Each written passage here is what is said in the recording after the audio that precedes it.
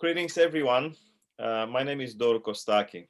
I'm the founding director of AIOCS, which, by the way, begins to develop a bit this year, 2021. AIOCS is now a not-for-profit organization in Australia, and our two major projects for the next few years are bridging the gap between the various strands of orthodoxy in Australia, especially Eastern and Oriental Orthodox, and bridging the gap between Christians and the world of scientific culture, technology, and the many challenges of our day and age. It is in relation to the second stream that I have invited my honorable friend, the Reverend Associate Professor Glen O'Brien from the University of Divinity to speak to us about a very interesting undertaking he has initiated with a colleague or more colleagues, and this is the object of today's conversation. Before I give the floor to Glen, I would just like to show you by sharing my screen the profile of Professor Glen O'Brien, who works at Eva Burrows College with the University of Divinity, has a formidable activity there, and of course in the past. You see here his profile page, areas of expertise, supervisory activity, and great many publications. As a matter of fact, I opened also the Facebook page of Glen's, where you see his smiley face again. Behind Glen's portrait are his main, some of his publications, more important publications, monographs that he has authored, and also books that he has edited. It's an amazing output, scholarly speaking, research speaking, and it is indeed a great honor for me to have this conversation with him, the first in our new series. Welcome, Glen, and please, could you introduce yourself for a bit? Well, thank you, Doru, for that very kind introduction. We have a friendship that goes back some years through our association at the Sydney College of Divinity, and through connections with the Wesleyan Church and the Romanian Orthodox, and the opportunity I had to broker a little bit of an arrangement between you and your host facility, where you can worship in Wesleyan premises there in Pittwater. So yeah, it's a great joy to be with you and to talk to you a little bit about some of the Futurism units that we're developing at EBC and what we hope to do with those. Wonderful. Thank you very much. As a matter of fact, it has come as a surprise for me, because I didn't know the framework of your recent undertakings.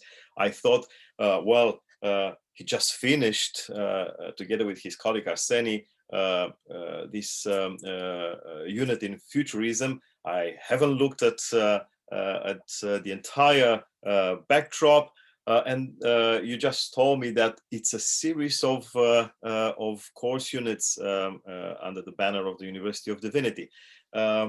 Well, could you detail a bit this project? What are its objectives, stages, and so on?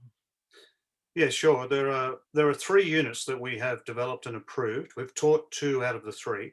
By the end of this year, we will have taught all 3 units, as in a pilot kind of fashion to see how they go. And the idea is that they are designed as a kind of a suite of units that could be taken, for example, as a graduate certificate. We haven't yet put up a proposal for a graduate certificate in Futurism, but at the moment they're simply electives in theology. So the first one is called Futurism and Theology, and it's a broad overview of artificial intelligence, machine learning, and theological reflections upon biotechnology, and yeah, primarily looking at the beneficial AI movement and concerns about the ethical framework needed around rapidly developing technology, but specifically theological reflection. There are a lot of resource centres around the world focused on futurism and artificial intelligence. At Oxford, I think at the University of Sydney or New South Wales, there's a futurism AI unit. They do tend to be focused on philosophical and ethical concerns, as well as the practical aspects of artificial intelligence. But what we noticed, my colleague, Dr. Arseny Ermakov and I, we are co-teaching and co-developing these units. What we noticed was an absence of theological reflection on this topic. And we felt that it was very important for theologians to be engaged in these conversations around developing technology. So that's the first one, a kind of an introductory overview unit to futurism and theology. The second, which we're just coming to the tail end of now this semester, is called Humanity 3.0 or 3.0. And the idea here is this is a unit in theological anthropology. What is a human being in light of um, developing sophistication in artificial intelligence and computing, quantum computing, and so on? What is the place of the human being? Can we speak any longer about human beings as uniquely made in the image of God? What if at some point in the future machines should develop consciousness? Could a machine have a soul? In a way, we're revisiting some of the older debates about the body-soul distinction, which of course is a very old debate in theology, or the body-mind distinction, mind-body distinction in philosophy.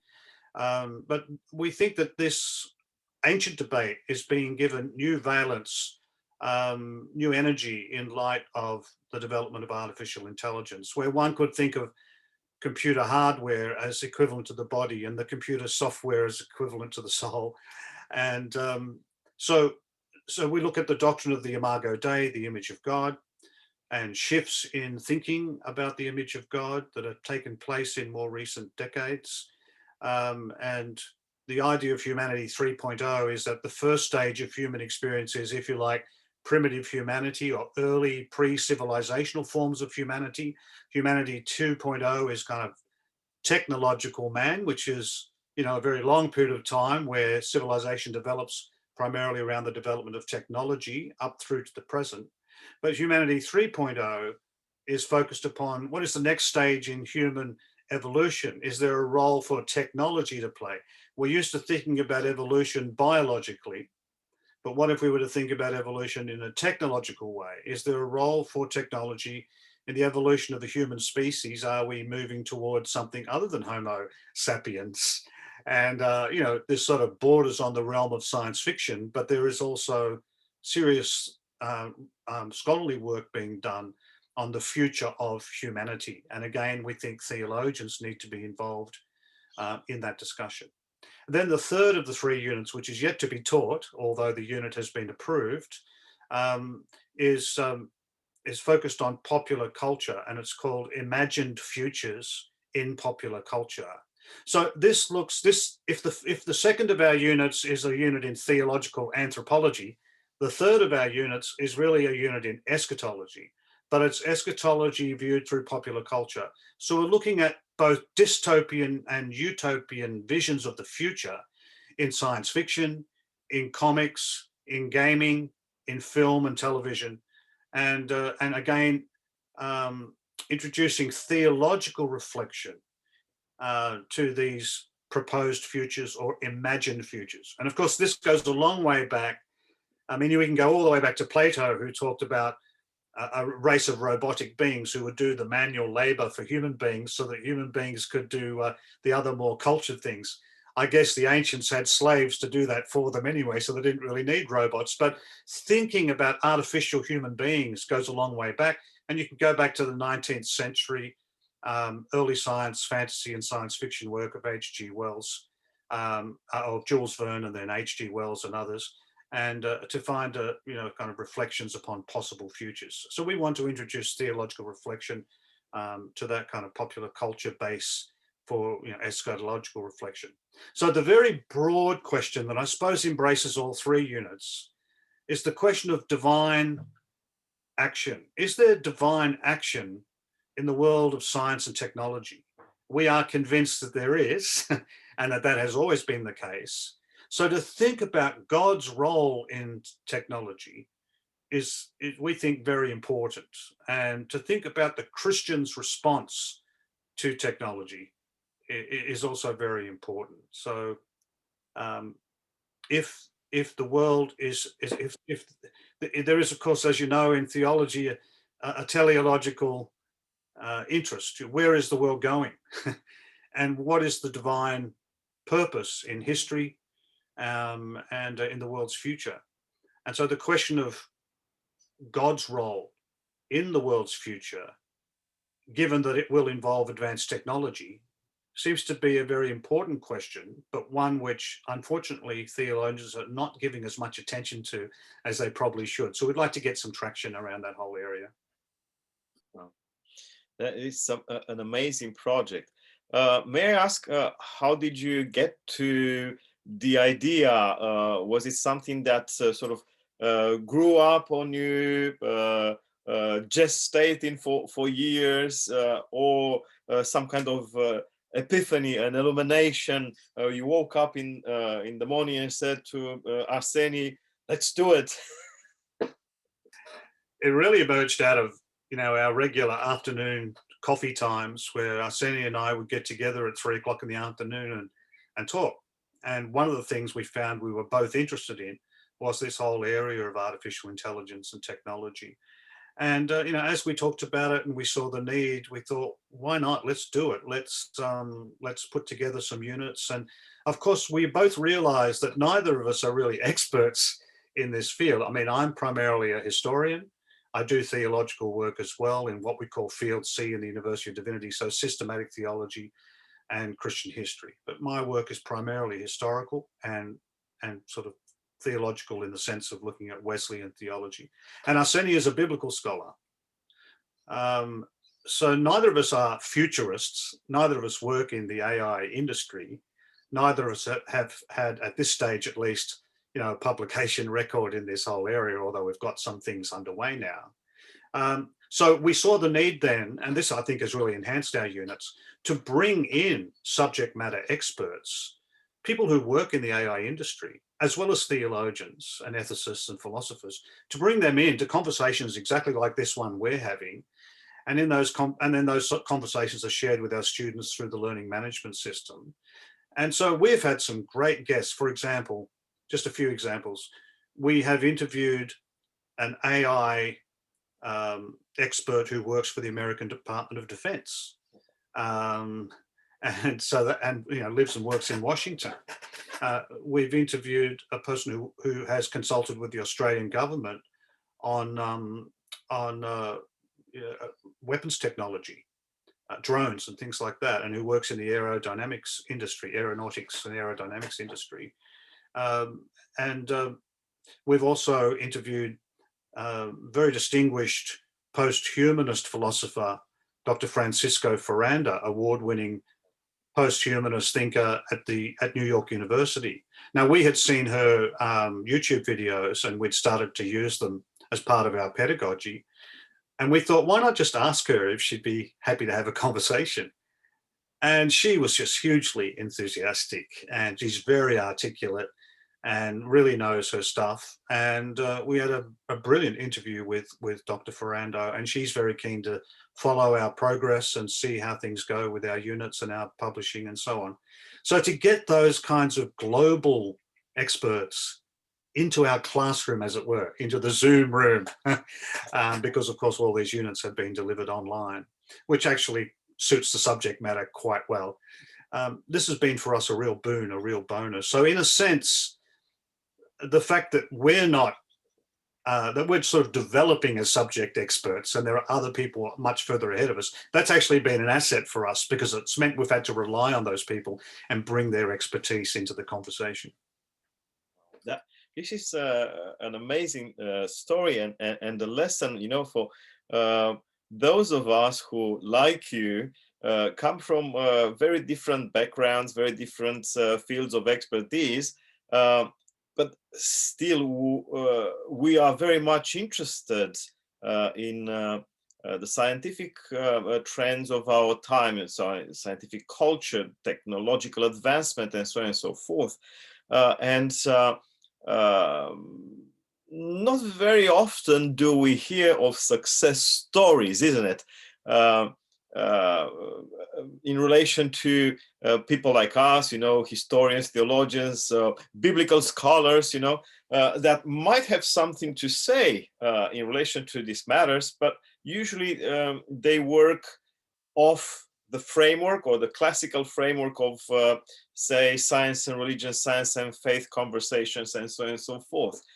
So this is a very important development, not only for Australia, but I think for the world, because everywhere we look at, and I'm certain that you browse the networks the way I do, you don't see too many people coming from other fields of study being able to dare, I guess, to go for this kind of venture, to go where no one in their field of study has gone before. Yeah, I think that interdisciplinarity is really key to this, because we do tend to be siloed within our discrete disciplines, and we're not often in the same room. And so we're often talking across each other and at cross purposes. But when we can break down those silos with a project like this and get everyone in the same room, and that's very mutually enriching. And it's interesting, the fact that neither of you is a science and religion guy. That's very important, and I believe that this is the beauty of your project. And honestly, what I try to do, I don't see myself as a science and religion guy. I'm someone who loves the early Christian wisdom, and it is from that backdrop that I approach topics of science, technology, and ethical implications, and so on and so forth. And I discovered, personally speaking, I discovered the importance of fresh new voices that don't go quite like what the field of science and religion usually has to say. And I'm certain that your suite of units will have a tremendous impact immediately upon your students, but also on a long run, because I hope and I pray that this project is something that can be developed and also replicated elsewhere. Has any, I don't know, have colleagues from other places showed interest in this project of yours? Yes, certainly across the University of Divinity, there's been a lot of enthusiasm about what we're doing, and the idea of perhaps establishing a centre in this area as one of the kind of hallmarks of the university might be a good idea.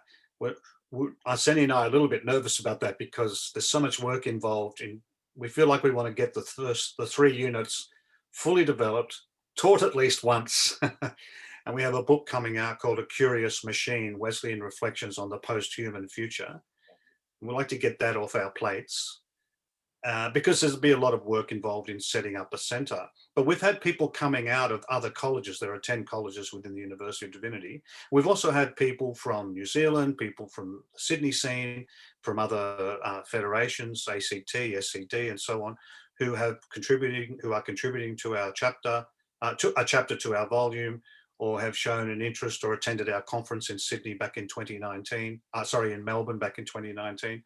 So yeah, there's definitely been some interest shown. In the Humanity 3.0 unit, we look at transhumanism, posthumanism, and anti-humanism, three different, related intellectual movements. And there's quite a bit of work out there on transhumanism and posthumanism, but it tends to be written by conservative Christians who are writing in a very a kind of polemical way, concerned, for example, about human enhancement, there's a lot of, because there is, of course, a lot of religious type of language amongst transhumanists about becoming new gods and all of that sort of thing. And that makes Christians a little bit nervous, that, or the idea of indefinite life extension, because when transhumanists talk about immortality, they're not talking about, kind of being in a state of eternal existence, only God, has eternity, but a state of more or less indefinite life extension that might be possible through the application of technology.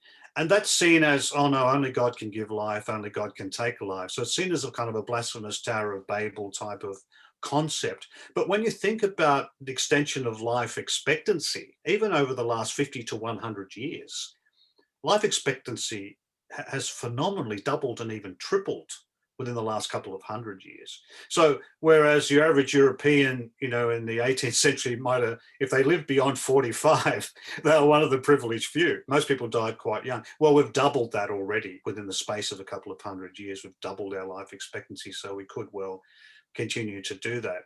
So, but what we've found is that when we talk to people who are not necessarily people of Christian faith, they don't have a negative view, in the transhumanist movement, in posthumanism, and people who are committed to AI.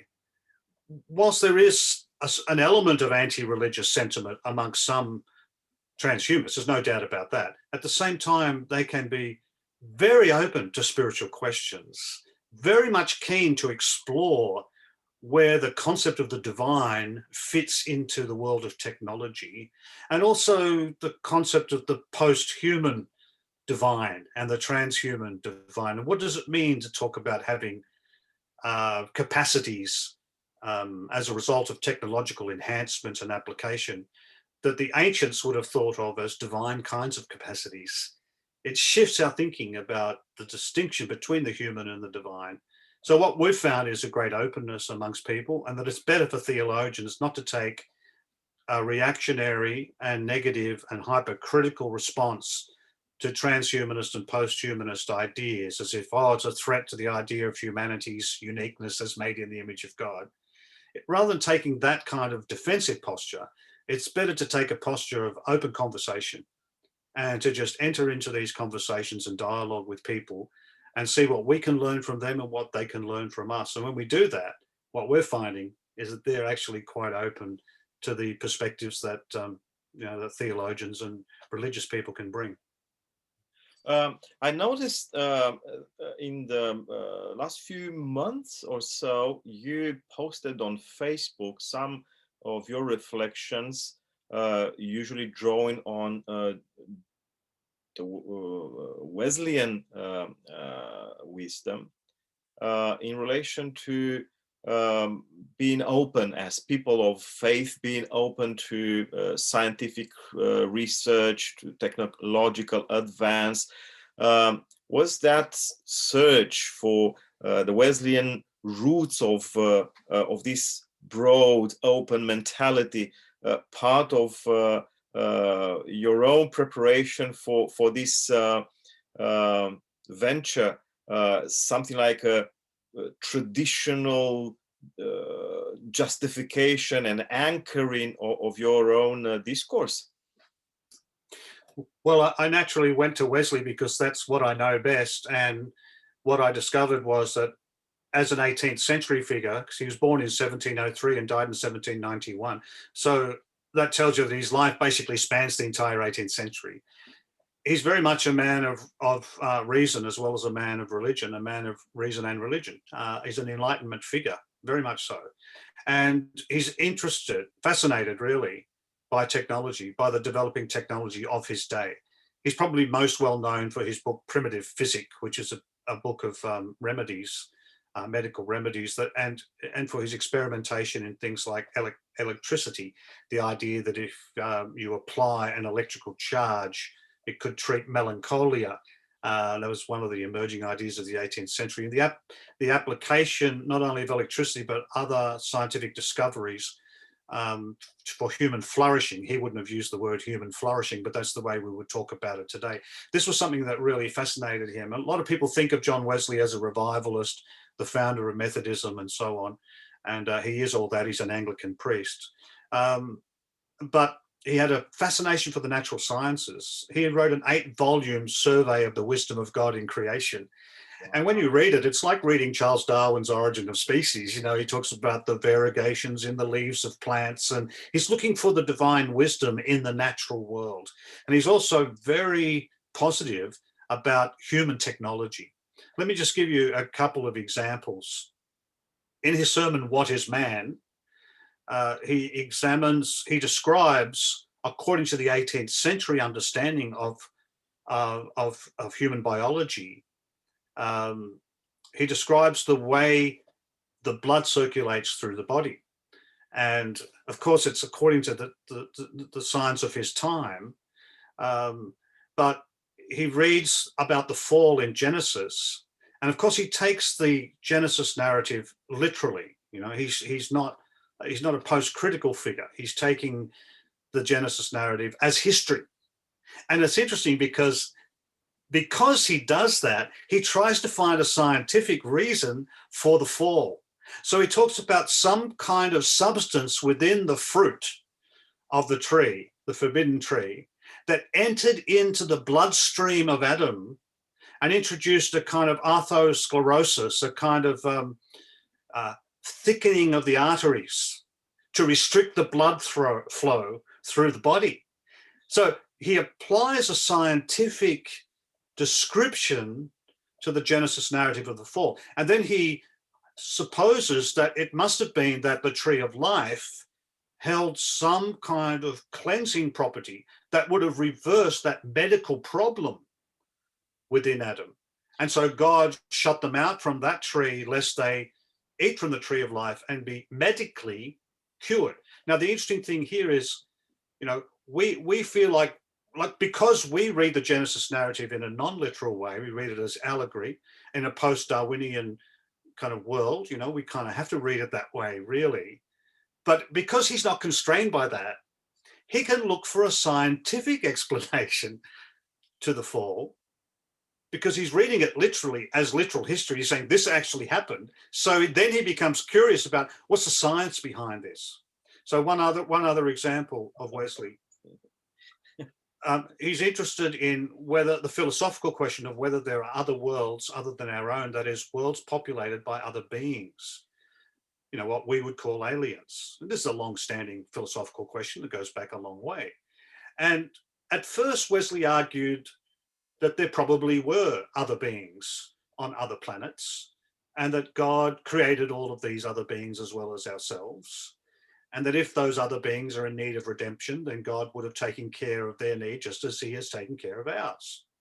But he then read the scientific treatise of the Dutch mathematician Christian Huygens, who on the basis of his study of the solar and lunar eclipses had come to the conclusion that there was no atmosphere on the moon, and therefore there could be no beings on the moon, no kind of anthropoid type of beings like ourselves, and therefore none within other planets of our solar system. So John Wesley then changes his mind and says, I know there are human beings on Earth and they are created by God. Whether there are human beings elsewhere, I know not. So the interesting thing here is that whilst he's got a theological conviction about human beings as made in the image of God and therefore having a very special concern for God, it's a scientific treatise that convinces him that there are no other beings on other planets. So the science wins the day. I mean, there's no definitive theological evidence or no biblical material that would answer the question sufficiently, but there is a body of scientific research that one could go to. And so Wesley's willingness to go there and accept that for his conclusion is very, very telling and very fascinating about his approach to science. Then in a number of his later sermons, The General Spread of the Gospel and On the New Creation, he entertains a lot of speculations about the new creation, the new world that is coming that God will create. And in these sermons, he has fascinating reflections on animals and the place of animals in the new creation. He looks back to the creation prior to the fall, and he argues that animals of very low intelligence now, such as worms and crabs and ants and things, probably had much higher intelligence before the fall, because the natural world was affected by human sin. In the language of Romans 8, you know, creation has been subjected to frustration. Um, and, and, and, and so human beings had a heightened intelligence then. You know, the noetic effects of sin have had an effect on us, but also upon non-human animals as well. So might it not be then that in the new creation, when human beings are given more divine capacities, that animals might be given more rational capacities, even including possibly the capacity of speech? Now, he admits that he's speculating, but he's speculating on the basis of fairly sound theological principles. So what I found in Wesley was this kind of post-human teleology, where he sees in the new creation that whilst human beings will still have a kind of a central place as those made in the image of God, Wesley even argues that animals will come to share in aspects of the image of God suited to their capacities.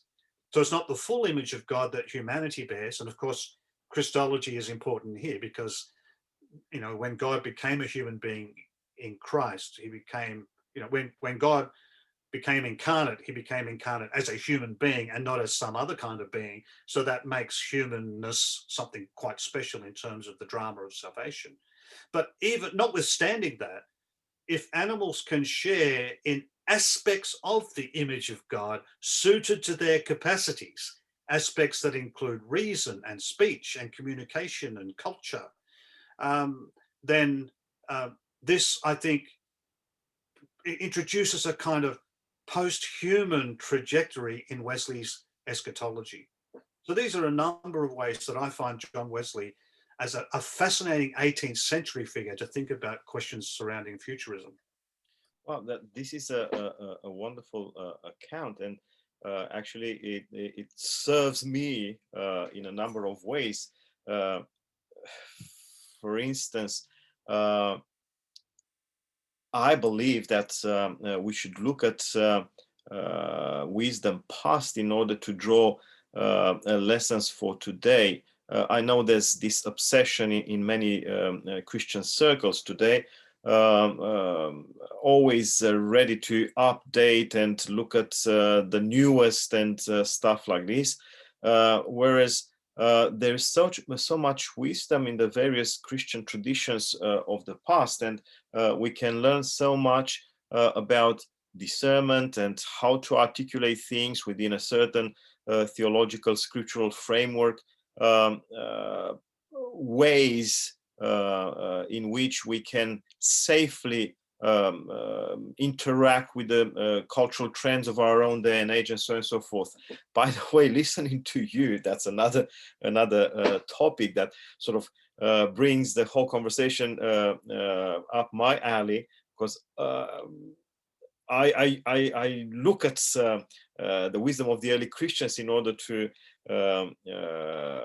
find some guidelines for today's praxis in relation to cultural conversations.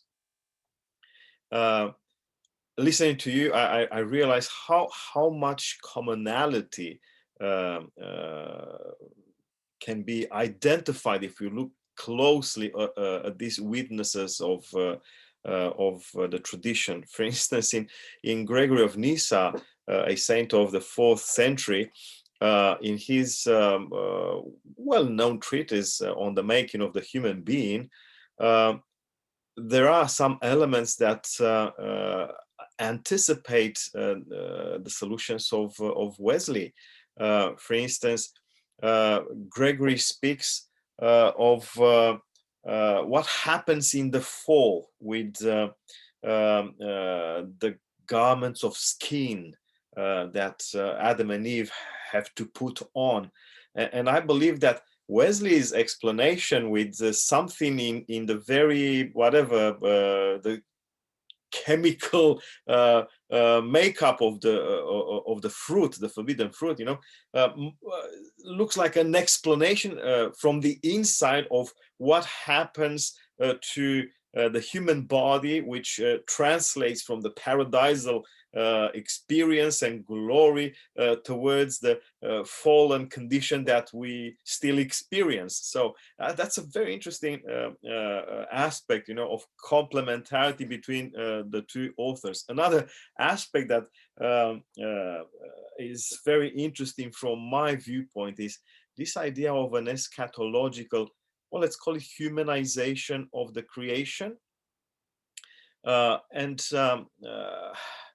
I believe that signs of this kind of mentality, although not made explicit as in a discourse or a theory of things, appear in especially in the monastic literature of the 5th and 6th centuries, where we see all these monastic figures of the past reaching some level of personal transformation, holiness, that the environment changes around them. So they make no longer negative ripples, destructive ripples in the creation. They make positive ripples, and things are somehow reorganized. We see them becoming friendly with all sorts of poisonous things and wild animals and so on and so forth. Animals which somehow become human-like, gentler, tamer, and so on and so forth. But more recently, there was this Orthodox bishop, Jean Kovalevsky, Russian origin, but he established a very interesting church in France, the so-called Orthodox Catholic Church of France, or somebody's. I read some of his essays. He was a tremendous encyclopedic figure, knowing Hebrew, knowing philosophy, great theologian, and also very up to date with the trends of the day. And Kovalevsky, I remember, said something like what you just told us about John Wesley, that there is this top-down, I think, pressing or pressure that we put by just being here. So as human beings living in the world, we put pressure on animals and plants and minerals and so on and so forth. And each lever puts pressure on one that is, let's call it, previous, to the extent that there's a response from the lower levels towards the higher levels of organization, to the extent that the fundamental elements, the mineral realm, and so on and so forth, get something of the life of the plants. Plants receive through this wonderful exchange something of the dynamic of the animal life, and the animals get something of our humanity. I believe that this is a corresponding image, isn't it? It shows how across the spectrum of the Christian tradition, there are thinkers who draw conclusions that are based actually on theological convictions, but conclusions which somehow have a bearing on our way of construing the scientific culture of our age, isn't it? Yeah, I think that's very much the case. I mean, Wesley is not only keenly interested in the most up-to-date science and technology of his day, but he's very much embedded in the writings of the patristic fathers, the period he would have referred to as the primitive church. So the ante-Nicene writers were very, very important to him. And he no doubt had read Gregory of Nyssa and others, and they're a kind of exalted form of anthropology, seeing the divine qualities within the human person and the eschatological potential. So John Wesley is a Protestant standing in the Western tradition, and yet there are aspects of his theological system which Western Protestantism was quite uncomfortable with. You know, for example, the idea of Christian perfection, that the end goal, you know, the kind of concept of theosis, which is very familiar within the Orthodox world, but Protestants of the 18th century, at least, they were very much more focused on justification, you know, getting right with God, and in a kind of forensic and legal and positional way. And they were nervous about the language of perfection, lest it should stumble over into works righteousness, or unless one should pride oneself on their moral development or perfection. So they tended to argue against the concept of perfection. Whereas Wesley, I think he's very orthodox in insisting that the Christian is the shape of the Christian life is teleological. It's oriented towards its end. It's oriented toward the new creation. And it's not looking backward to creation and fall. It's looking forward towards new creation. And so when Wesley talks about the new creation in his sermon with that title, he goes even beyond talking about animals to talk about the material world of rocks and trees and wind and heat and elements. And he says all of the things we now find in the natural world will be in that new creation, but with, if you like, with the sting taken out of it. So there will be wind, but no hurricanes. There will be fire, but no forest fires. You know, so there will be water and oceans, but no floods or tsunamis.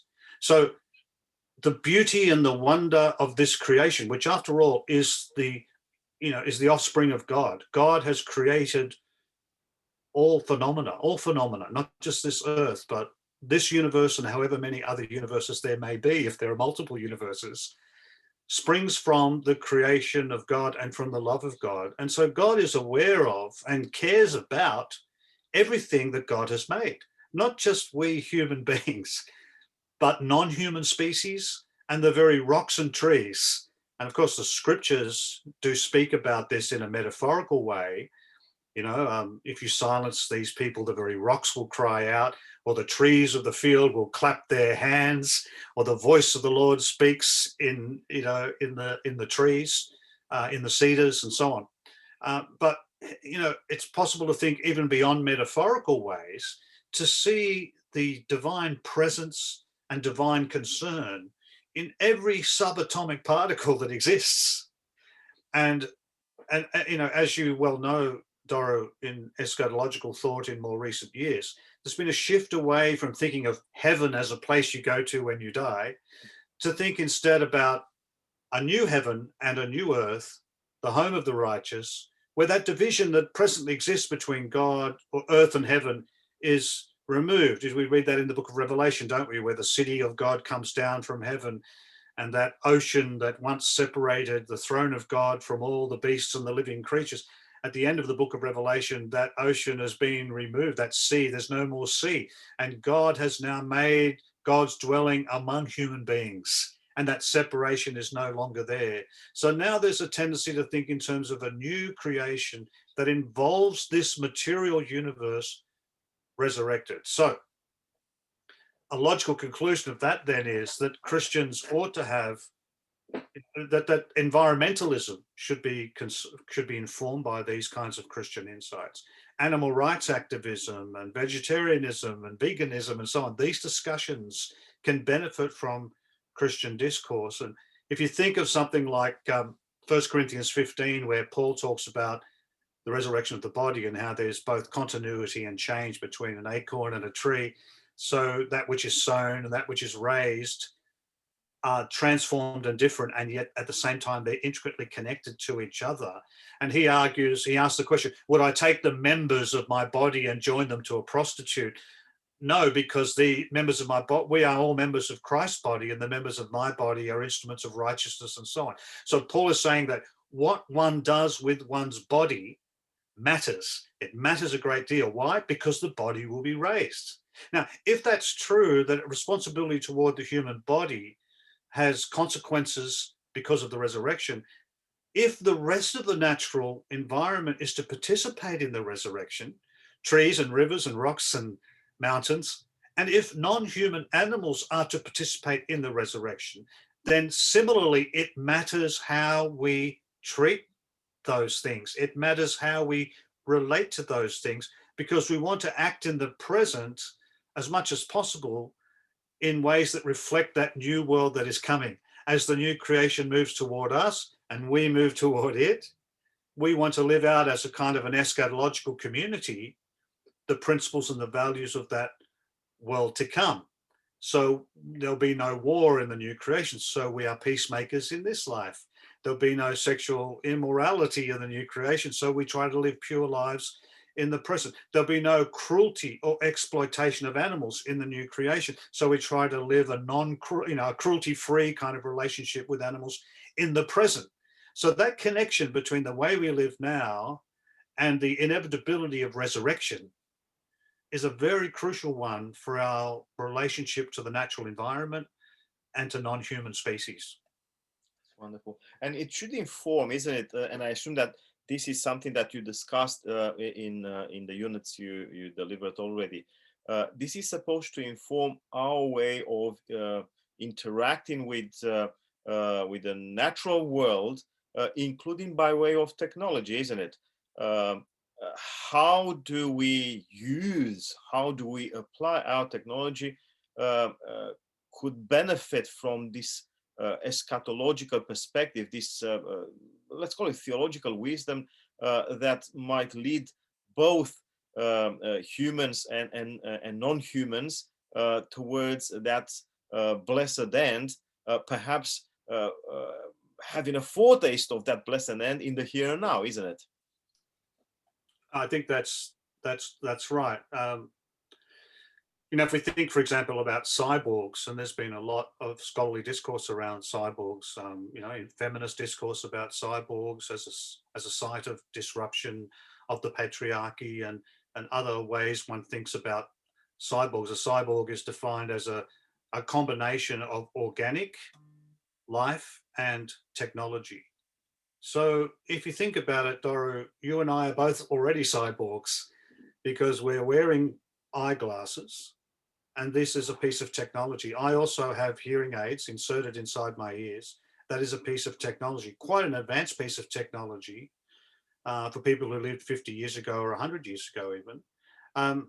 But our human flourishing, our experience of life is enhanced, it is improved, it is absolutely made better because of these glasses and these hearing aids. So the application, the combination of organic life and technological invention, the bringing of those things together to enhance human life and human flourishing, surely that is something that Christians should be committed to, and I think generally are. So medical advances and medical technologies, I mean, this goes back to the invention of the wheel, right? The whole human development of human culture and civilization has been made possible because of technology, because of technological development. Now, of course, it introduces ethical questions about just because you can do something, does that mean you should do it? And I'm not suggesting that there are not ethical questions to be asked and to be explored around the development of technology. And one of the more interesting ones is known as the Gattaca hypothesis from the film Gattaca, where you have two races of human beings. One is an overclass of people who have access to advanced technology, and then the other is an underclass of poor people who do not have access to technology. And so you get to this kind of two-tiered system and the question of advanced technology is all well and good, but if the only people who can edit their DNA to avoid congenital diseases are people of wealth, are we going to have very healthy, strong, wealthy people with advanced capacities, and then inferior versions of human beings who do not have access? And so that problem is an ethical problem, an economical problem, and I don't wish Level to, of justice, social and justice. a question of social justice. There's, and it's a very real one to be considered. But one response to the Gattaca hypothesis is to look at it a little bit more positively in connection to, you know, the mobile phone, which most of us now have. Now, this little piece of technology, which, you know, as we know, is an incredibly powerful device compared to anything that was possible even 20 years ago. Yeah. You know, the data in this phone that I carry in my hand, you know, would not have fit into several rooms of, you know, in the first computers, when the first computers were built. But now we find that even in developing countries, people have mobile phones, cheap mobile phones, smartphones even. And so in a sense, one argument is that the market will adjust. If you like, this is where capitalism will work for the technologists, that if a piece of technology can be marketed and sold, even to the world's poorest people, it will find its way into their hands. And so that the Gattaca hypothesis might flounder on the basis of the um, uh, the success with which highly advanced pieces of technology can actually be placed in the hands of the poor. So I don't wish to dismiss that concern or that economic argument, and that question of social justice is a very important one to consider. But it might be that these advanced levels of technology that genuinely do enhance human flourishing may in the future, and in the not too distant future, be something that the whole human population can share in on a reasonably equitable basis. Let's hope so. Um, I'd like to ask you a tricky one about your course units. Um, have you had any opposition from the students? Can you give us examples of people reacting to your proposal? Yeah, one of our better students has reacted in what I think is a very good way, in that he's skeptical about the optimism of transhumanism. And I think he does well to be skeptical, because in the world of transhumanism, there is a kind of Hegelian historical method at work. That is the idea that the future is going to be a much better one, a much more positive one. There's an inevitability about historical progress and about technological progress. And unlike post-humanists and anti-humanists, transhumanists are very much connected to the Darwinian view of evolution, going beyond biological evolution to technological evolution, and a combination of the two things. So transhumanists do tend to be a bit optimistic about what technology will make possible. So just as one example, the idea of a mind upload, that you could take the synapses of your brain and all the various connections that take place within the complexity of the brain, and upload all that to a computer. So you can set your body aside, and you can live forever inside a computer. And you know, the very real technological problem that such a possibility presents is often downplayed by transhumanists, because that is we are a very, very long way off from making that kind of thing a reality. You've only got to look at the humorous kind of things that you sometimes see around social media, where an artificial intelligence is given a bunch of algorithms and asked to produce something very simple, very basic, and they come up with, you know, very clumsy and very unsophisticated kinds of things. The brain is a phenomenally sophisticated organ within the human body, and we are such a long way from replicating the brain inside a computer. And so my student has shown some well thought through and well-grounded skepticism about that. And so transhumanists talk about two possible kind of,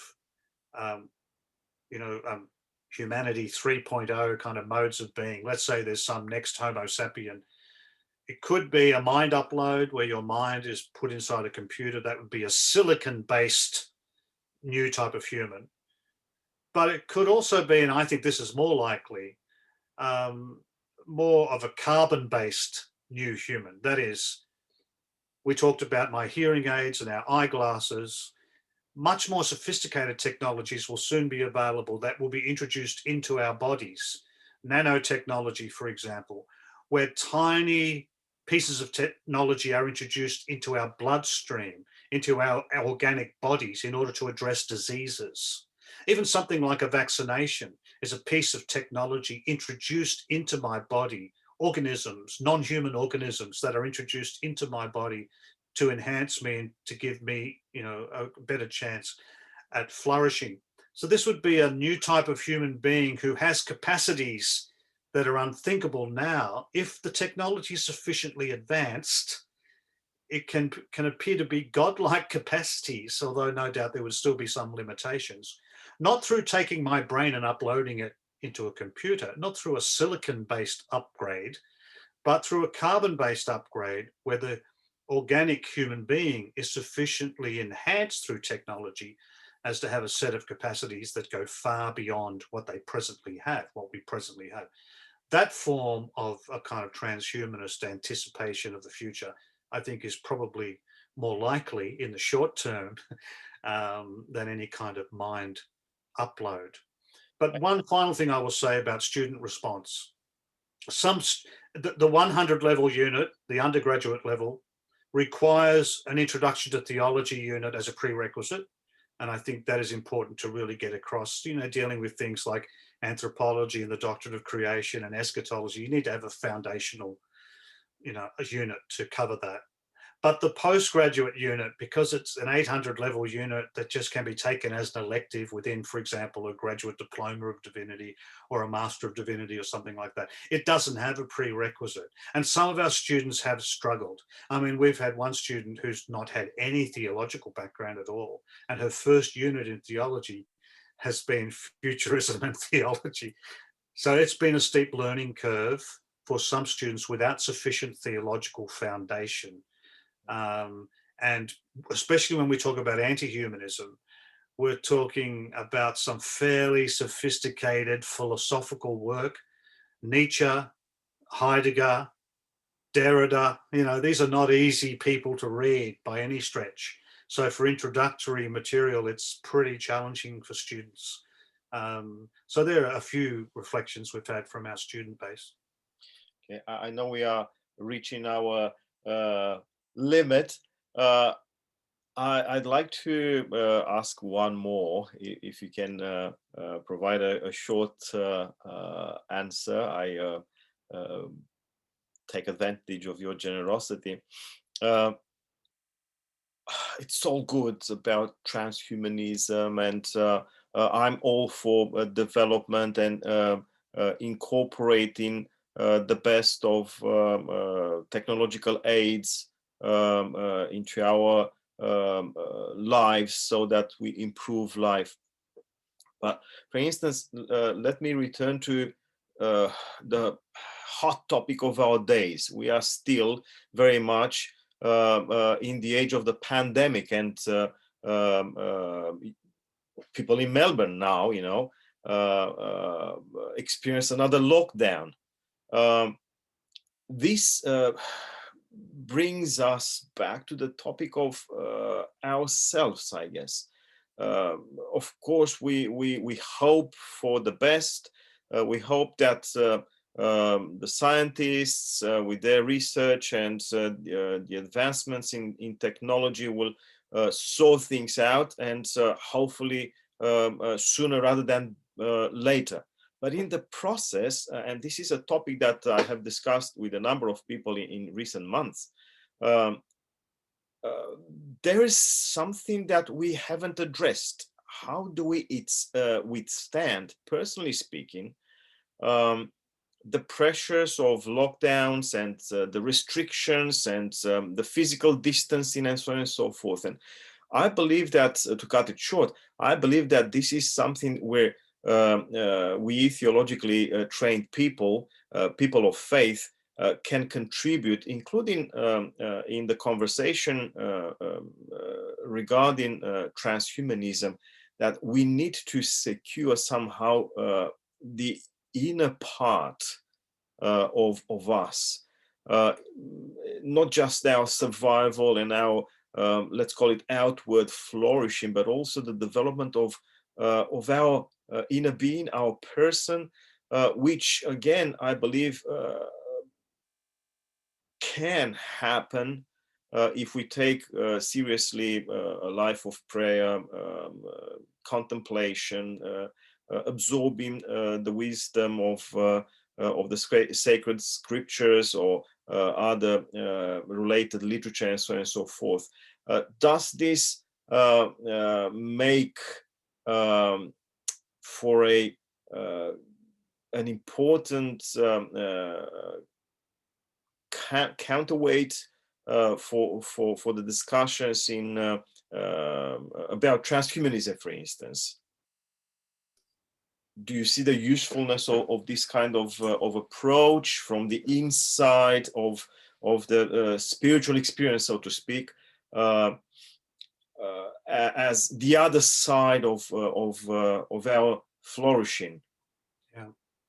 No, yes, I do. I believe that, you know, there are ancient modes of wisdom, of prayer and spirituality that can really inform and help us during an experience like a pandemic where we are in lockdown and our normal modes of human interaction have been restricted. And, you know, a lot of the ancient monastic writings, they talk about the problem of acedia, you know, that sense of listlessness. And it's not exactly laziness, but it's a sense of, oh, I'm so overcome with, you know, what I have to do that I can't bring myself to do any of it.